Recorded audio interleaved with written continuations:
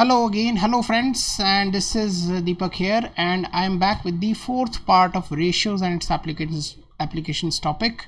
As you know, I have touched upon the basic concepts in the first three parts.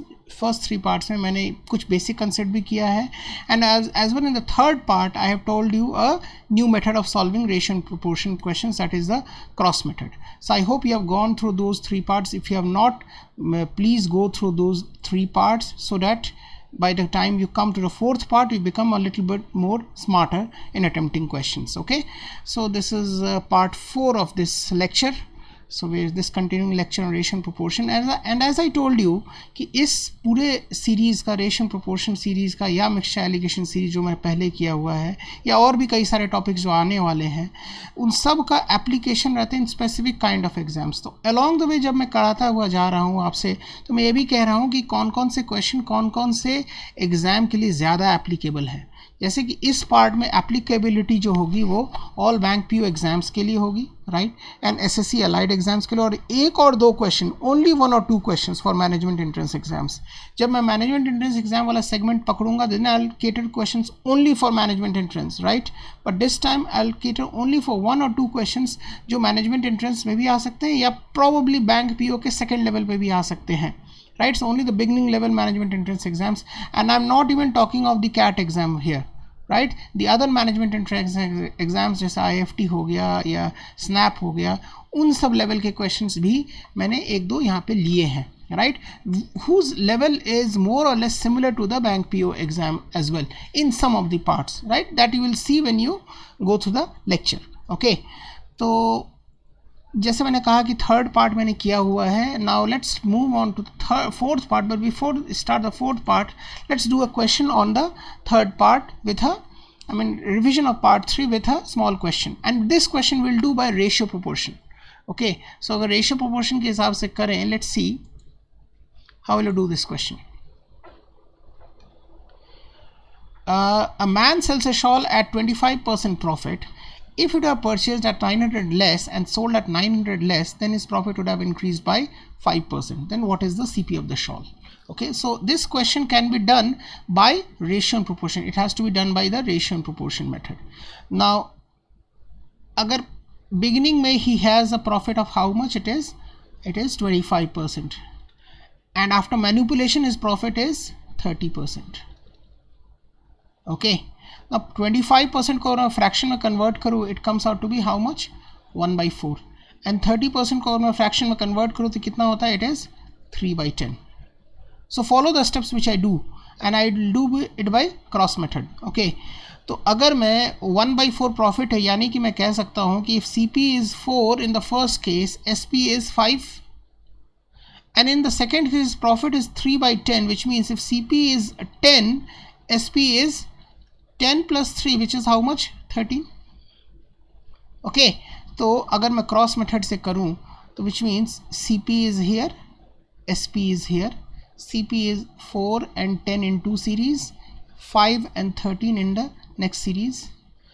If you would have purchased at rupees 900 less, यानी कि here वो 900 कम करेगा, और यहाँ पे भी sold at 900 less, which means this also is 900 less here, then his profit would have increased by 30%, which is 3/10. ये है सिंपल सी बात.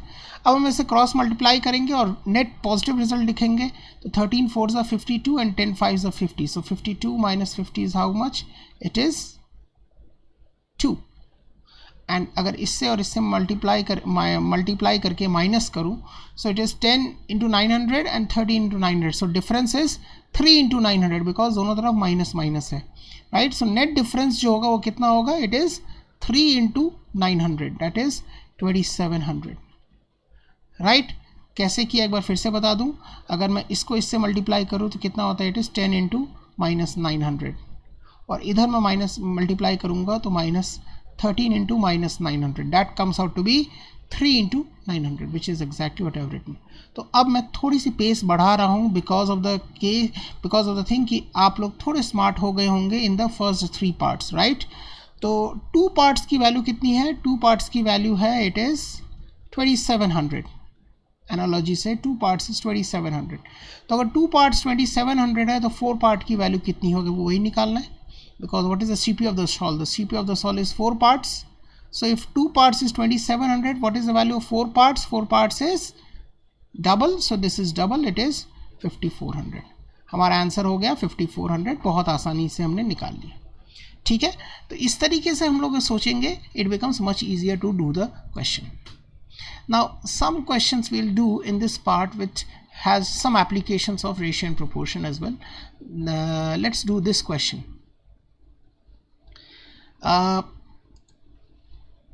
Now mixture and based question हमने mixture allegation किया है, तो इस question को mixture allegation से भी कर सकते हैं, बट हम mixture allegation का building blocks जो होता है वो ratio and proportion ही होता है. तो अगर आपका ratio proportion clear है, then you will be able to do the mixture allegation part. Okay, so उसी clarity को बढ़ाने के लिए this is the first question and I'll do it purely by ratio and proportion looking at the data. Okay, तो अगर मैं देखूँ यहाँ पे, if 729 milliliter of a mixture has milk and water in the ratio of 7:2, how much more water is to be added to get a new mixture containing milk and water in the ratio of 7:3? तो पहले 7:2 था, अब milk/water कितना हो गया? It is 7:3, right. तो अब आप देखो यहाँ पे 7:2 और 7:3 यानी कि कितना बढ़ा है? 1 पार्ट बढ़ा है, राइट. अगर मैं कन्वेंशनल मेथड से करूँ तो कैसे करूँगा? पहले कितना था मिल्क और वाटर? 7:2 यानी कि it is 9 parts. So 9 parts की वैल्यू कितनी है? 729 millilitre.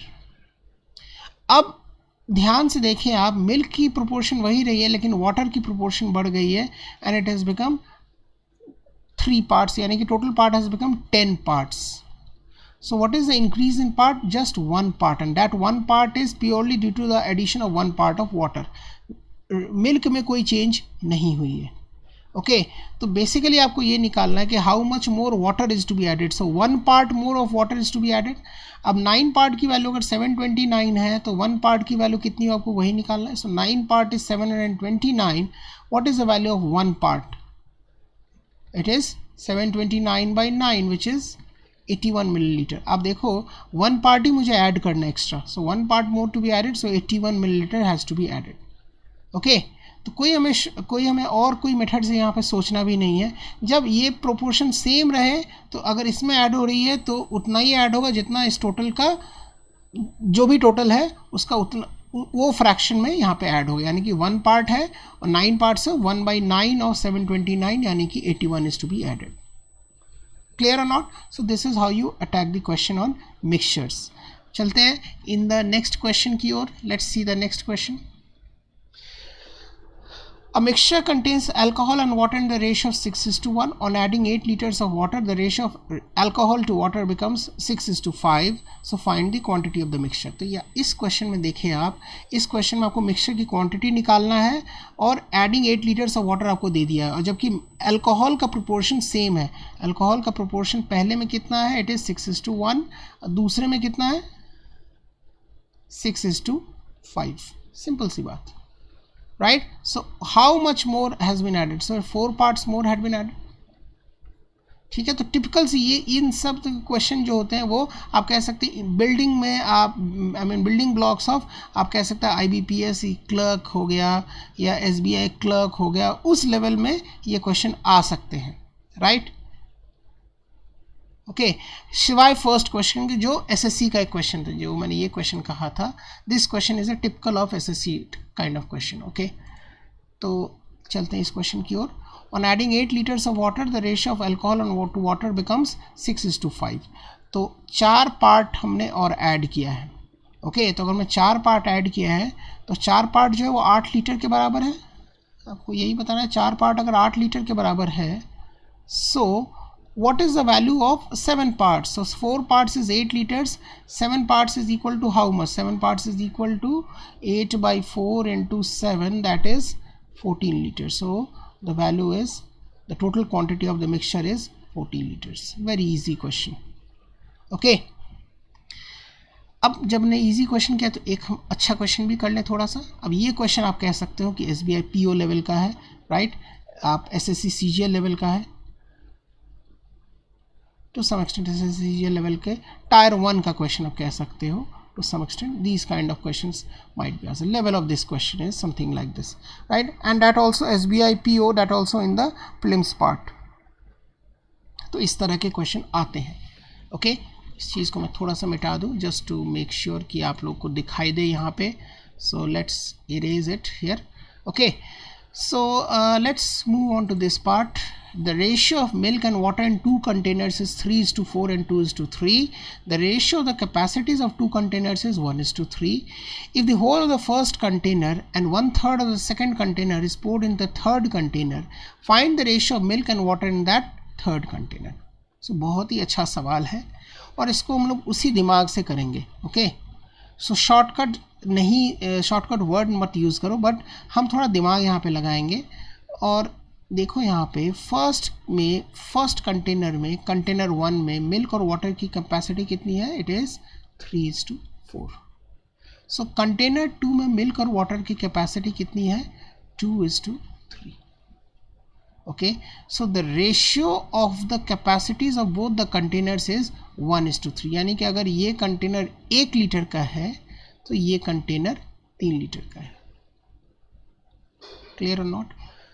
So whole of the first container and 1/3 of the second container is poured into a third container, which means container 1 is whole, full, और container 2 is, since it is thrice the size and I am putting it into a container in a third container which is 1/3 of the second container. So effectively मैं 1 part ही ले रहा हूँ out of 3 parts, which means 1 part of container 1 and 1 part of container 2 is taken. 1 part of container 1 and 1 part of container 2 is taken in the third container. Okay, तो अब बताइए वहाँ पे milk और वाटर की रेशियो क्या होगी, right? तो इसमें कई सारी बातें जो निकल के आएगी वो मैं आपको बाद में बताऊंगा. फर्स्ट एंड फॉरमोस्ट, अगर मैं इक्वल पार्ट्स दोनों में है, बेसिकली ये और ये तो इक्वल ही हो गया, क्योंकि इसका 3 लीटर है, इसका 1 लीटर. जब से 1/3 लेता हूँ, 1/3 लेता हूँ तो 1 लीटर ही ले रहा हूँ. यानी कि 2 कंटेनर हैं जिसमें मिल्क और वाटर है, एक में है 3:4 और एक में है 2:3. तो बताइए अगर इन पूरे को एक थर्ड कंटेनर में डाला तो वहाँ पे मिल्क और वाटर की रेशियो कितनी होगी? ओके, तो दोनों में अगर मिल्क वाटर से कम है तो रिजल्टेंट में भी मिल्क वाटर से कम ही होगी. तो ये ऑप्शन तो होगा नहीं, बिकॉज यहाँ पे मिल्क वाटर से ज़्यादा है. क्लियर और नॉट? सो इस तरह से हम ऑप्शन एलिमिनेट करेंगे. अभी और भी बाकी है, और भी कई सारे छोटी छोटी बातें हैं. इसमें कितने पार्ट्स हैं? 7 पार्ट्स हैं. और इसमें कितने पार्ट्स हैं? 5 पार्ट्स हैं. तो दोनों में पार्ट 7 है, पार्ट्स 5 है, लेकिन दोनों की कैपेसिटी सेम है. तो हम ऐसा कोई क्वांटिटी ले लेते हैं जो 7 और 5 का एलसीएम हो. तो 7 और 5 का एलसीएम क्या होता है? 35. सो लेट अस अज्यूम कि first container is 35 litres and second container has 35 litres. Okay, so first container is 35 and second container is 35. I can say that in the first container, what is the proportion of milk? 3/7 into 35. And in the second container, what is the proportion of milk? Plus 2/5 into 35. क्योंकि plus इसीलिए कर रहा हूँ क्योंकि सबको मैं इसमें डाल रहा हूँ, तो यहाँ पे मिल्क की टोटल क्वांटिटी मैं निकाल रहा हूँ, right? Because it's poured into a third container, right? तो ये कितना हो गया? ये हो गया 7 5 35, 5 3 15, 5 4 5 7 14. So it is 29 litres. तो मिल्क अगर 29 है, टोटल अगर 70 लीटर्स है, तो वाटर हमें सॉल्व करने की ज़रूरत नहीं है. 70 - 29 दैट इज़ 41 लीटर्स. ओके, तो मिल्क और वाटर की रेशियो कितनी होगी? It is 29:41. क्लियर और not? So 29:41 is the ratio. अब जब हमने इस लंबे तरीके से निकाले, अब हम इसमें कुछ टाइम सेविंग टेक्निक्स अगर है कि नहीं वो देखते हैं. देखो, फर्स्ट कंटेनर में 35 है, सेकंड कंटेनर में 35 है, और दोनों में मिल्क वाटर से कम ही होगी, राइट? इसका मतलब दोनों को अगर मिला के थर्ड कंटेनर में डालूँ तो यहाँ पे टोटल 70 लीटर्स होगा. तो 70 लीटर्स में होगा, इसमें कोई ऐसी रेशियो होगी मिल्क और वाटर की जिसका सम जो होगा वो 70 होगा या 70 का फैक्टर होगा. राइट, ये तो होनी ही होनी है, 70 या 70 का फैक्टर होगा। तो अब देखो ऐसा कौन सा नंबर है जिसका सम ऑफ द रेशियो 70 है या 70 का फैक्टर है और वहाँ पे मिल्क वाटर से कम है, तो आपको दिखेगा कि यही एक ऑप्शन है। राइट, तो हमने जब यहाँ पे 70 निकाल लिया है, जब हमने 70 लीटर्स यहाँ पे निकाल लिए, तो अब हम इतना ये सब करेंगे नहीं, ये तो आपको समझाने के लिए मैंने कराया है, बट ये सब कुछ भी नहीं करेंगे हम। जब ने 70 निकाल लिया है हमने और मिल्क और वाटर से कम है, तो हम आंसर देखना सीधा शुरू करेंगे ऑप्शंस जहाँ पे मिल्क वाटर से कम है और sum of the ratios is 70 litres. तो देखो एक ही ऑप्शन दिखा है विच इज़ 29:41। क्लियर और नॉट? तो ये हमारा था in the questions on mixtures and allegation. Comprehensive discussion मैंने इस पे जो किया है वो मिक्सचर एलिगेशन टॉपिक में किया है, प्लीज़ उस लेक्चर को देख लें। Right, if you have got any problem, मैंने डिस्क्रिप्शन बॉक्स में मैं दे रहा हूँ मिक्सचर एलिगेशन की सीरीज़ कहाँ है। राइट, द स्पेसिफिक लेक्चर जहाँ पे आपको ये बातें मिलेंगी। Okay, so let's move on to the next part, which is the direct and inverse proportion. So what do you mean by direct and inverse proportion? तो ये इस चीज़ को मैंने हल्का इंट्रोडक्शन दिया हुआ है in the second part of ratios and proportion. तो वेरिएबल्स की बात मैंने की थी। तो वेरिएबल्स मतलब क्या होता है कि इफ़ आई से कि let's insert a blank slide here.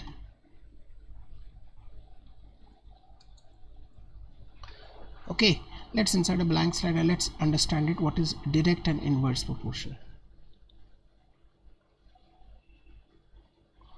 तो अगर मैं आपसे कहूँ कि अगर A is proportional to B, right? Now if A and B are variables, what is a variable? Variable वो चीज़ होती है जिसे हम लोग इंग्लिश में कहते हैं चैमेलियन, आपने देखा होगा, जो अपने रंग बदलता है। तो ये अपने ऐसे चीज़ें हैं जो अपने वैल्यूज़ बदलते हैं। तो अगर A और B वेरिएबल है और A is proportional to B है, तो इसका मतलब ये होगा कि अगर B बढ़ेगा तो A बढ़ेगा और अगर B घटेगा तो A घटेगा। This is what is mean by direct proportion. तो अगर A के कोई भी रैंडम वैल्यूज़ अगर A1 और A2 होते हैं, रैंडम वैल्यूज़, रैंडम नंबर्स, और उस प्रोपोर्शन में अगर A1 के लिए वैल्यू अगर B1 है और A2 के लिए वैल्यू अगर B2 है, तो I can say if there is a direct proportion case A1/A2 is equal to B1/B2। Right, अगर एक बढ़ेगा तो दूसरा बढ़ेगा और एक घटेगा तो दूसरा घटेगा। तो अगर A is proportional to B है, तो यहाँ पे A डिपेंडेंट है B पे, यानी कि B जो है वो एक इंडिपेंडेंट वेरिएबल है और A जो है वो एक डिपेंडेंट वेरिएबल है। राइट, डिपेंडेंट वेरिएबल मतलब A डिपेंड करता है B के बढ़ने या घटने पे। सो A is dependent on B। Right, so this is about the dependent and independent variables. उसी लॉजिक से अगर मैं इन्वर्सली प्रोपोर्शनल की बात करूं, तो A is inversely proportional to B। What does that mean? It means कि अगर B बढ़ेगा तो A घटेगा और B अगर घटेगा तो A बढ़ेगा।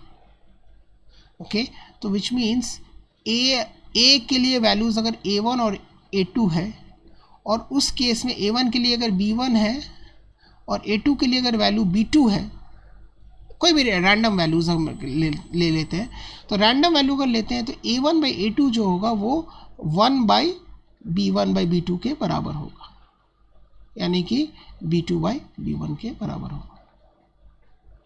राइट, तो ऑफकोर्स हम इसे एक और चीज़ से भी डिपिक्ट कर सकते हैं। अगर मैं चाहूँ तो मैं ये भी कह सकता हूँ कि A is proportional to B है, यानी कि A is dependent on B with a factor of K where K is some constant. Okay, A is a factor, I mean A depends on B, so A is a factor of B with K is some constant। तो इसको मैं ये भी लिख सकता हूँ और ultimately बात इसी में आ जाएगी। राइट, तो अगर मैं डायरेक्टली प्रोपोर्शनल का कोई एग्जाम्पल मैं लूँ तो मैं क्या कह सकता हूँ? Distance is proportional to speed. अगर आप स्पीड बढ़ाओगे तो ज़्यादा डिस्टेंस कवर करोगे, स्पीड कमाओगे तो कम डिस्टेंस कवर करोगे, सीधी बात। क्लियर और नॉट? इन्वर्सली प्रोपोर्शनल क्या है? एग्जाम्पल अब ले लो आप, speed is inversely proportional to time. for a fixed distance, okay, for a fixed distance, right, speed is inversely proportional to time. तो मैं कह सकता हूँ कि अगर अगर आपको कम टाइम में पहुँचना है, उसी डिस्टेंस को कवर करना है, तो आपको स्पीड बढ़ानी पड़ेगी.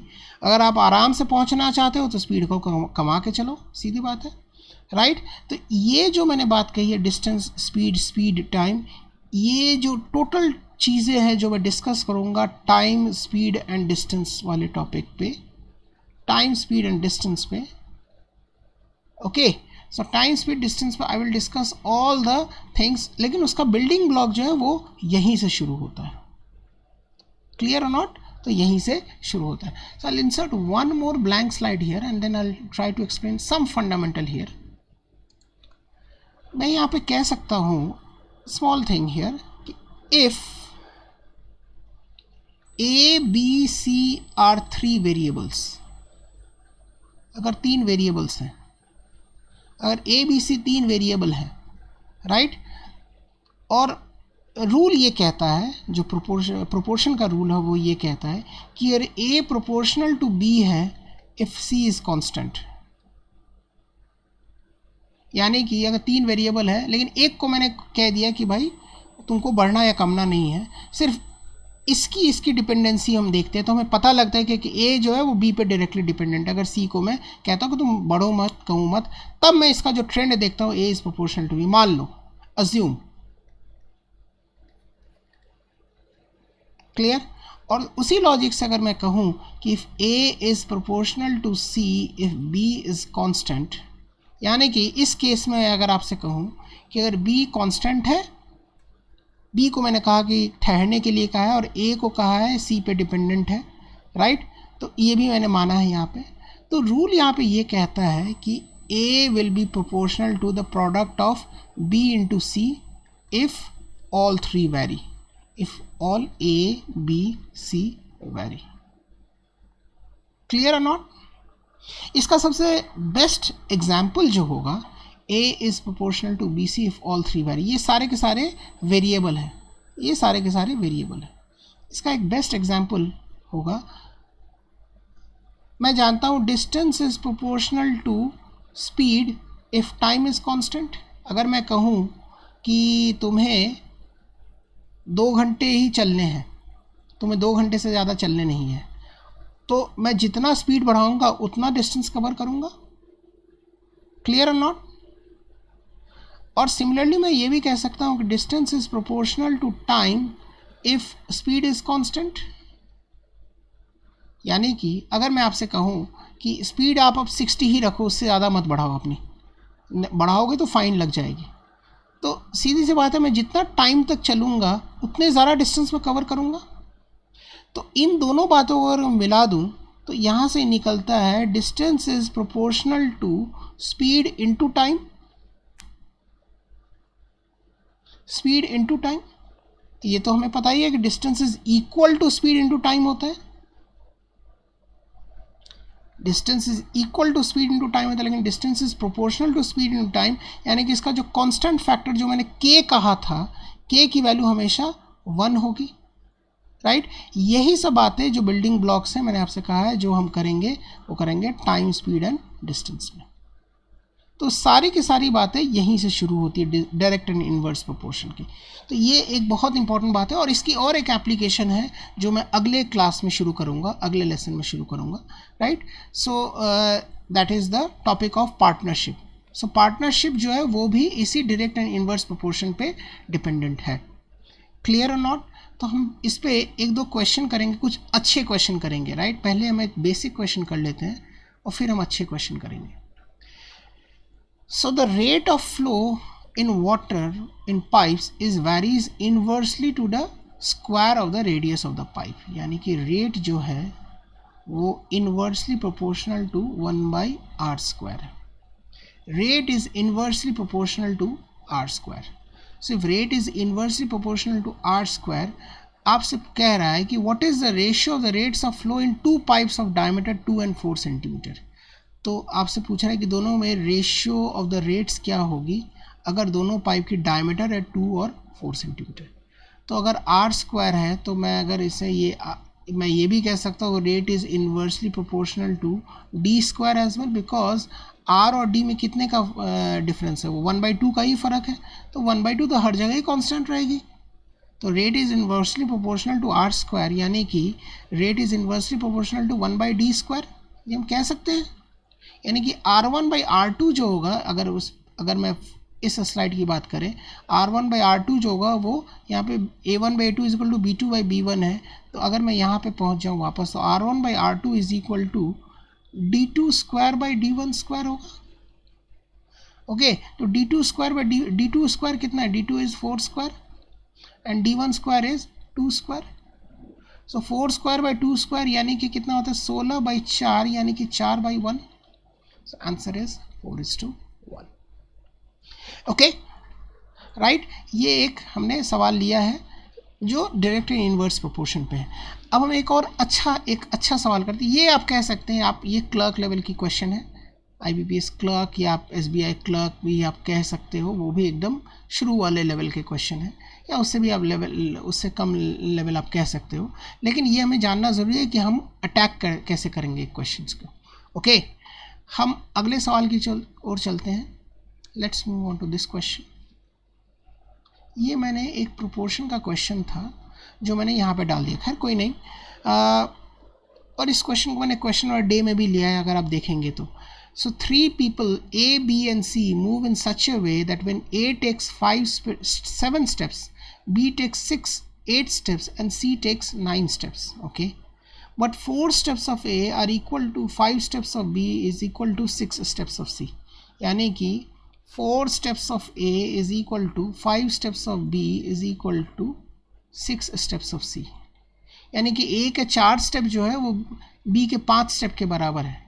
यानी कि ए की स्टेप की लंबाई जो है वो ज़्यादा है और बी की स्टेप की लंबाई जो है वो ए से कम है, और सी की स्टेप की लंबाई जो बी और ए दोनों से कम है। तो कह रहा है कि जब ए 7 स्टेप लेता है तो बी 8 स्टेप लेता है और सी 9 स्टेप लेता है। लेकिन इक्वेशन तो ये है। तो बेसिकली आपको निकालना क्या है, आपको निकालना है कि अगर 4A equal to 5B equal to 6C है, राइट, तो आपको निकालना है कि 7A is to 8B is to 9C की रेशियो क्या होगी। व्हेन A टेक्स 7 स्टेप्स में जितना चलेगा वही A की स्पीड होगी, राइट। B टेक्स 8 स्टेप्स यानी कि 8B जितना चलेगा वही B की स्पीड होगी, राइट। रेशियो होगी, एक फैक्टर होगा। तो करने का सिंपल तरीका क्या है कि अगर 4A 5B और 6C के बराबर है, ये तीनों अगर आपस में बराबर, इन तीनों को एक चौथे नंबर के बराबर हम कर सकते हैं। वो चौथा नंबर क्या होगा, वो ऐसा नंबर ले लेंगे जो 4, 5, 6 तीनों से डिविजिबल है। So what is the LCM of 4, 5 and 6? What is LCM of 4, 5 and 6? कितना होता है? LCM 4, 5 and 6 is 60। इन तीनों अगर आपस में है तो इन तीनों को मैं 60 के बराबर कर देता हूँ। तो A की वैल्यू कितनी होगी? A की वैल्यू होगी 15, B की वैल्यू होगी 12 एंड C की वैल्यू होगी 10। क्लियर और नॉट? तो आपको निकालना है कि अगर A की वैल्यू 15 है, B की वैल्यू 12 है, C की वैल्यू 10 है, so what is the ratio of 7 into 15 is to 8 into 12 is to 9 into 10। यही रेशियो निकालनी है। ये प्रोपोर्शन का ही क्वेश्चन, डायरेक्टली प्रोपोर्शनल का ही क्वेश्चन है, बिकॉज स्टेप्स की लंबाई चौड़ाई पे इसमें बात अटक रही है। ओके, तो अगर मैं इसे सॉल्व करूँ तो कितना होता है, ये होगा आपका 3 5 अगर, क्योंकि 3 से सब जगह कट रहा है, 3 4 एंड 3 3 तो 7 5 it is 35, 8 4 it is 32 and 3 10 it is 30। So ratio होगा, it will be 35 is to 32 is to 30, यानी कि option number C is the answer. Clear और नॉट? ये एक आप कह सकते हैं ये एक अच्छा सवाल है जो कि प्रीलिम्स में आ सकता है, either in SSC CGL tyre 1 में आ सकता है। This is a good question on tyre 1 के लिए, और SBI PO प्रीलिम्स में भी आ सकता है, राइट। सो इस तरह के क्वेश्चन टिपिकली आते हैं शुरू में, right, just to clear the concept. Okay, अगले सवाल की ओर चलते हैं। Let's see. The total expenses of a picnic is partly fixed and partly varies with the number of students. When the number of students is 25, then the charge is 70 per head. And when the same is rupees 60, when the number of students is 50. यानी कि और पूछ रहा है what would be the charge per head if there are 100 students. Okay, तो इसको हम करें कैसे? How will we start, what will we do? तो हम कहते हैं total expenses is partly fixed and partly varies with the number of students. So E is proportional to the number of students, यानी कि E की value जो होगी वो KN होगी और E की वैल्यू एक F है जो फिक्स्ड चार्ज है, राइट ये तो फिक्स्ड है, वेरिएबल नहीं है, और E जो है पार्शियली इस पे डिपेंडेंट, पार्शियली इस पे, तो फुल्ली जो डिपेंडेंट होगा वो इनके सम पे डिपेंडेंट होगा. A is equal to F plus KN. Clear or not? Where N is the number of students and F is a fixed cost and K is the factor. ठीक है, अब हम चलते हैं what is the charge is. अगर मैं लंबे तरीके से करूँ तो 25 बच्चे हैं और हर बच्चे पे खर्च कितना आता है? 70 रुपये पर हेड. तो टोटल खर्च कितना आ रहा है? 1750 रुपये. That is equal to fixed cost plus K into 25. और अगर मैं 50 बच्चों पे करता हूँ तो 50 बच्चों पे 60 रुपये आती है, यानी कि टोटल खर्चा कितना आता है? 50 इंटू 60 कितना होता है? 3000. ये टोटल एक्सपेंस होगा. That is equal to fixed cost plus 50N K into 50. Clear और नॉट? तो अब यहाँ से आप इक्वेशन सॉल्व कर लो और F और K की वैल्यू निकाल लें. तो F और K की अगर मैं वैल्यू निकालूँ, थोड़ा शॉर्टकट से करूँ, इससे इसको माइनस करूँगा तो F एलिमिनेट कट जाएगा तो 25K हो जाएगा. सो 25K की वैल्यू कितनी होगी? 25K की वैल्यू होगी 2550 रुपये. ठीक है, तो 25K की वैल्यू होगी 2550. तो K की वैल्यू कितनी होगी? 2550 बाई 1250 बाई 25, यानी कि 50 रुपीज़. ओके, और K इंटू 25 की वैल्यू 1250 है. तो अगर इसके बदले में यहाँ पे 1250 डाल दूँ तो यहाँ से F की वैल्यू कितनी आ रही है? It is 500 rupees. Okay, so 500 rupees आ रही है fixed cost. Okay, so 500 rupees fixed cost आ गई और वेरिएबल कॉस्ट जो कांस्टेंट है वो 50 आ गया, यानी कि E इज इक्वल टू हम कह सकते हैं 500 प्लस KN, यानी कि 500 प्लस 50N. तो if there are 100 students, expenses क्या होगा? एक्सपेंसेस होगा 500 प्लस 50 इंटू 100, राइट. और पर हेड एक्सपेंसेस क्या होगा? तो इसको आप 100 से डिवाइड दे दोगे तो ये तो कट गया, यानी कि 50 हो गया, और 550 यानी कि 55 रुपीज़ पर हेड हो गया, यानी कि एक्सपेंसेस विल बी 55 रुपीज़ पर हेड. ये तो हो गया आपका एक मेथड 1. और यही से हमारा जिसे कहते हैं थोड़ा टाइम सेविंग मेथड यहाँ पे आता है. ध्यान से देखो यहाँ पे, इस पूरे कैलकुलेशन को ध्यान से देखो और फिर सोचो कि इस क्वेश्चन को डिफरेंटली कैसे करेंगे. अब आप देखो यहाँ पे 25 बच्चों का जो खर्च है वो कितना है? 25 इंटू 70, यानी कि कितना है? 1750. और 50 बच्चों का खर्च कितना है? इट इज़ 60, यानी कि 3000 रुपीज़. तो अगर बच्चे 25 बढ़ गए हैं तो खर्चा कितना बढ़ गया है? 1250 रुपये, यानी कि 25 बच्चों का जो फिक्स्ड कॉस्ट है वो 1250 रुपये बढ़ ही रहा है. क्लियर और नॉट? तो 25 बच्चों का फिक्स्ड कॉस्ट अगर 1250 रुपये है, यानी कि पर बच्चों का फिक्स्ड कॉस्ट जो है वो 1250 बाई 25, यानी कि 50 रुपीज़ तो है ही है. जो वेरिएबल कॉस्ट है, जो मैंने एक पार्ट है जो नंबर ऑफ बच्चों पर डिपेंडेंट है, उस फैक्टर को अगर मैं कंसिडर करूँ तो मैं कह सकता हूँ कि एक बच्चे पे जो खर्च आ रही है वो 50 रुपये पर हेड आ रही है. लेकिन ये पूरी बात अभी तक हुई नहीं है. अब देखो 25 बच्चों का टोटल खर्च कितना आ रहा है? होना चाहिए कितना? 1250, लेकिन हो कितना रहा है? 1750. तो एक्स्ट्रा जो 500 रुपये हैं वही आपका फिक्स कॉस्ट है, जो कि दोनों के लिए एप्लीकेबल है, राइट. 25 बच्चों का खर्च कितना है? 1250, यानी कि पर हेड जो है 50 रुपये तो होनी ही चाहिए. लेकिन 25 बच्चों का जो फिक्स्ड कॉस्ट है वो टोटल कॉस्ट तो 1750 है, जिसमें से 1250 रुपये इसलिए हुआ क्योंकि बच्चे बढ़ गए और उसी प्रोपोर्शन में खर्चे बढ़ गए. तो वो प्रोपोर्शन वाली फैक्टर कितनी है? 50 रुपये पर हेड. तो इतना तो लगेगा ही लगेगा. और 500 रुपीज़ फिक्स्ड कॉस्ट होगी. ओके, अब 100 बच्चों में अगर फिक्स कॉस्ट 500 रुपीज़ को डिवाइड कर दिया जाए तो फिक्स्ड कॉस्ट कितनी होगी पर हेड, वो कितनी हो गई, वो हो गई आपकी 500/100, यानी कि 5 रुपये और बढ़ गए। तो टोटल कॉस्ट पर हेड कितनी होगी, टोटल कॉस्ट पर हेड हो गई 50 + 5 यानी कि 55 पर हेड। ये हमारा था so called time saving method, a little bit of time saving method जो हम कह सकते हैं। और ये आई कैसे, यहाँ पे इस बात को मैंने यहाँ पे ऑब्जर्व किया, तो ये आएगी प्रैक्टिस से। This second method will come by practice. The first method which obviously you have to start, जब आप शुरू करेंगे तो इसी मेथड से करेंगे, लेकिन जब आप बढ़ते जाएंगे तो then you will follow this method. Clear और नॉट? अगले सवाल की ओर चलते हैं। Now this is a question which is typically reserve for, आप कह सकते हो एसएससी सीजीएल टायर 2 या सब मैनेजमेंट एंट्रेंस एग्जाम्स के लिए, कुछ मैनेजमेंट एंट्रेंस एग्जाम्स के लिए दिस इज एप्लीकेबल। तो ये मैंने कुछ सेलेक्टेड क्वेश्चन यहाँ पे रखे हैं, right, only for management entrance exams. लेकिन ये आप कह सकते हो टायर 2 में भी आ सकते हैं, एसएससी सीजीएल टायर 2, इसके लिए भी ये एक अच्छा सवाल है। Okay, now 2 cogged wheels of which one has 28 cogs and other has 63 cogs are working into each other. cogs आपको पता होता है, cogs क्या होता है, cogs होते हैं व्हील में दांत जिसे कहते हैं, राइट।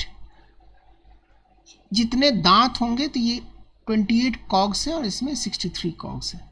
ओके, तो मैं कह सकता हूँ वो are working into each other, यानी कि जैसे अपने इंजन जो होते हैं कोयला वाले इंजन, उसमें एक बड़ा होता है और एक छोटा होता है। ओके, तो जिस कॉग में जितने कॉग्स होंगे उतने कम टर्न्स मारेगा वो। ओके, और जितने कम कॉग्स होंगे उतना उसको ज़्यादा टर्न मारना पड़ेगा, राइट।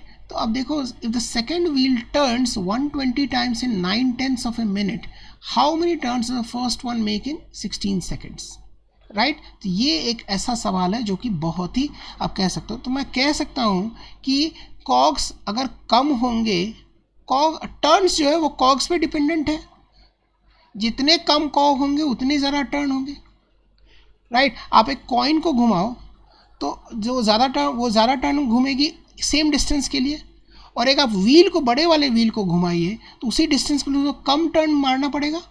सेम लॉजिक है यहाँ पे। सो टर्न जितने कॉग्स जितने कम होंगे टर्न्स उतनी ज़्यादा होगी, राइट। और एक और फैक्टर यहाँ पे टाइम की बात है, 9/10 of a minute and 16 seconds, यानी कि एक टाइम की भी बात है। यानी कि हम कह सकते हैं टर्न्स जो है वो कॉग्स पे डिपेंडेंट है। T is proportional to cogs, and जितने ज़रा टाइम लगाओगे उतने ज़रा टर्न मारेगा। T इज inversely proportional to cogs, right, not directly but inversely proportional to cogs। देखो यहाँ पे टर्न्स इज इन्वर्सली, जितने कम कॉग्स होंगे उतने ज़्यादा टर्न मारेगा, जितने ज़्यादा कॉग्स होंगे, जितने ज़्यादा छिद्राएँ होंगी उतने कम टर्न मारेगा वो। क्लियर और not? So turns is inversely proportional to cogs, और जितना टाइम बीतेगा उतना ज़्यादा टर्न होगा, यानी कि turns is directly proportional to time. तो अब हमारा जो रूल मैंने आपसे कहा था प्रोपोर्शन रूल में, वो यहाँ पे एप्लीकेबल हो रहा है। Turn is proportional to 1/c and turn is proportional to t, यानी कि turn is proportional to 1/c into t when all 3 vary, यानी कि turn is equal to k into 1/c into t। ये आपका हो गया टाइम, ये turns और ये कॉग्स। तो अगर मैं इस c को यहाँ पर ले आऊँ और इस t को नीचे ले आऊँ तो मैं कह सकता हूँ t into c/t is equal to some constant k, t into c/t is equal to some constant k which is constant. यानी कि फॉर 2 सेट्स ऑफ वैल्यूज मैं कह सकता हूँ कि t1 c1/t1 is equal to t2 c2/t2। सीधी बात। अब हमें सिर्फ वैल्यूज़ यहाँ पे संभल के थोड़ा देना है। अब देखो t1 की वैल्यू कितनी है, c1 की वैल्यू कितनी है, c1 की वैल्यू है 28, तो c1 की वैल्यू होगी 28। c2 की वैल्यू कितनी है, c2 की वैल्यू है 63। Okay, if the second wheel turns 120 times, यानी कि T2 की वैल्यू है 120. Okay, in 9/10 of a minute. So 9/10 of a minute कितना होता है? 9/10 ऑफ 60 यानी कि 54 सेकेंड्स. तो यानी कि यहाँ का टाइम जो है वो 54 सेकेंड्स है. तो T1 टाइम जो 16 सेकेंड्स है उसमें कितने टर्न्स मारेगा वो, यही हमें निकालना है. How many turns will it make. Okay, so let's see this. Okay, so if it is T1 is equal to C1 is 28, C2 is 63. T1 हमें निकालना है, T2 दिया हुआ, ये दिया हुआ, तब सिर्फ वैल्यूज पुट कर लो. सो आपको क्या निकालना है? आपको निकालना है T1. तो T1 की वैल्यू क्या होगी? T1 की वैल्यू होगी T2 into C2 by T2 into T1 by C1. तो T2 की वैल्यू कितनी है? T2 की वैल्यू है 128. C2 की वैल्यू कितनी है? 63. छोटी T2 की वैल्यू कितनी है? 54.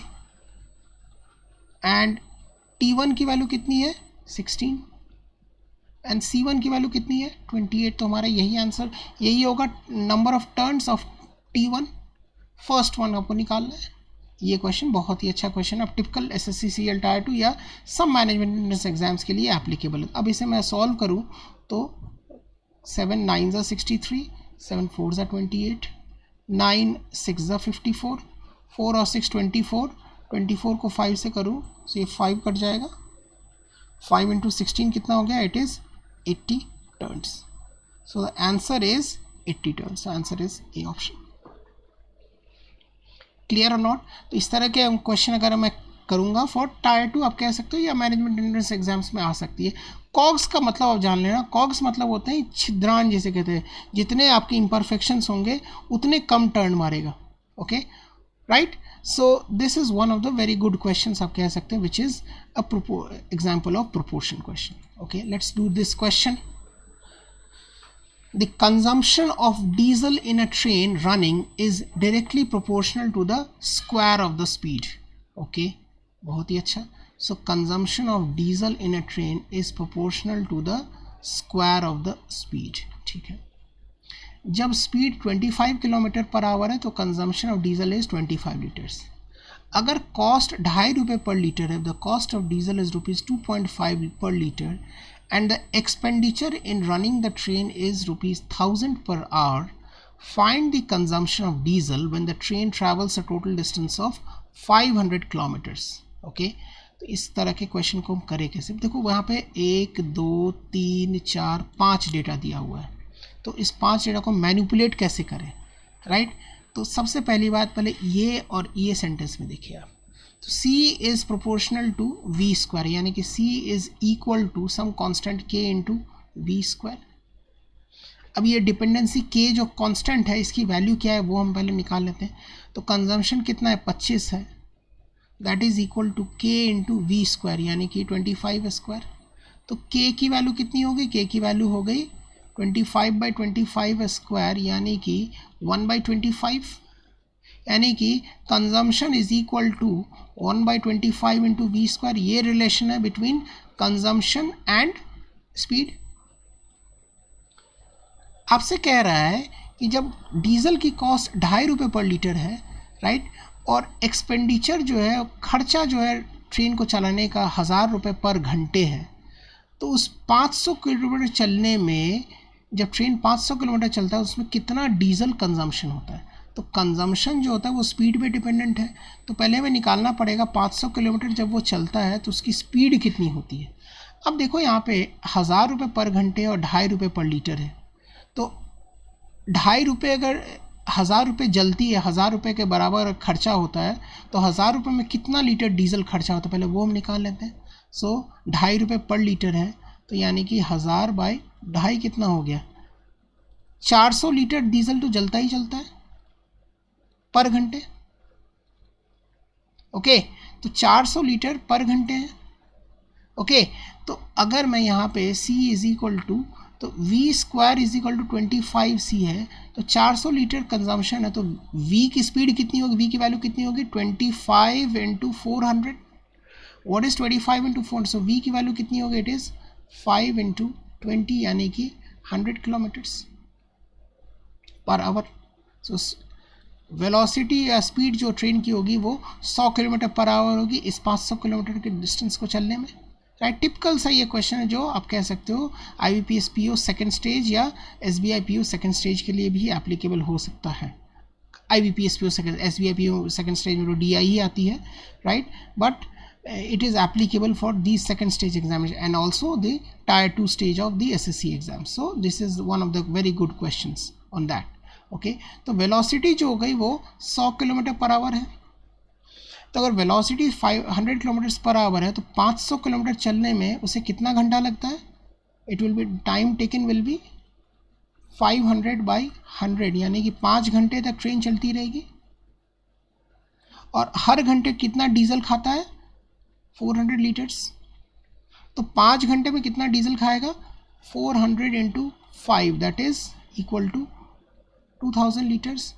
So answer for this question is 2000 liters. Clear or not?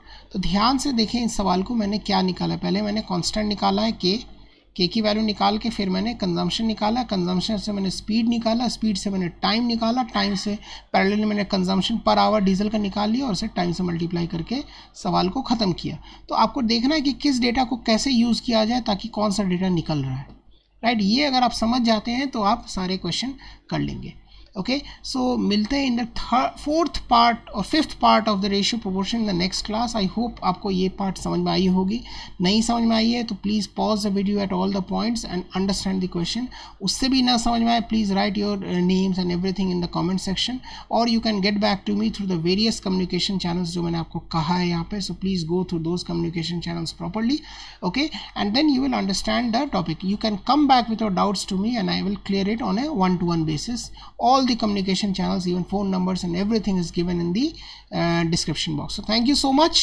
हम मिलते हैं in the next class of proportion which is coming soon. So thank you so much and enjoy the learning. Thank you so much.